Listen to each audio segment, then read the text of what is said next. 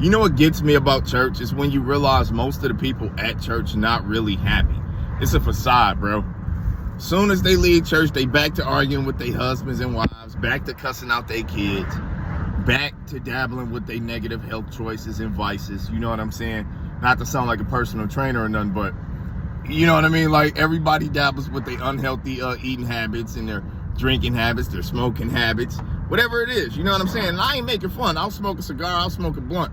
You know what I mean? So I ain't talking down on nobody. But in regards to church specifically, people, it hit me years ago, bro. Like, people really not happy here.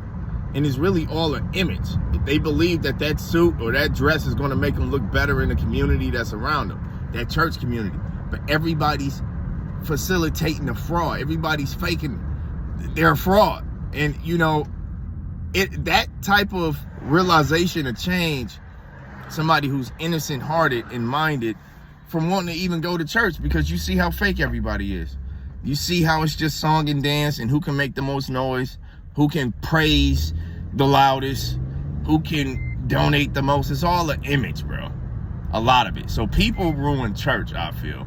And for anybody who's out there looking for a good church, keep looking for your church. If you go to church, keep going. You know what I'm saying? If it's food for your spirit and your character, and you feel like it's actually making your life better, I would never try to pull you out of a building.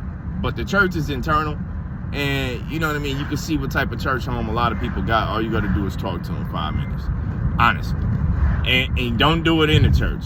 Take that same motherfucker that's inside that church, have a real life conversation with them for 5 minutes outside that church. You will see 2 different people. I promise you. And yeah, maybe in the eyes of the law, your mom and dad, your boss, your husband and wife, your pastor or priest, whatever it is, maybe in the eyes of these type of people in these situations, you should clean up your act out of respect. Definitely in the eyes of God. But don't be fake about it. You know what I'm saying? Be you 24, because God knows it, and usually the people around you know it. And it's no, you know, 9 times out of 10, the only time we really lie is when we lie to ourselves. A lot of the times we trick ourselves into believing that other people buy our bullshit. Obviously, people get lied to all of the time, but y'all know what I'm trying to say here. You know, and if you don't, I'm just saying, don't try to lie to God. Don't put on a facade for an environment, because that does nothing for your soul. It does nothing for you being upstanding in this universe and in your community, in your own household, in your own life. You know what I'm saying? It does nothing. So you might as well be as real as you can be, because it's through that realness that you can actually correct your faults, bro.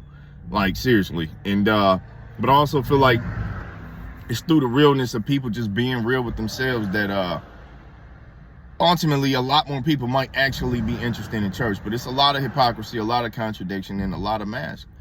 And that shit'll drive the youth away. It'll drive an adult away from going in that building. So I just wanted to put that out there. Be real.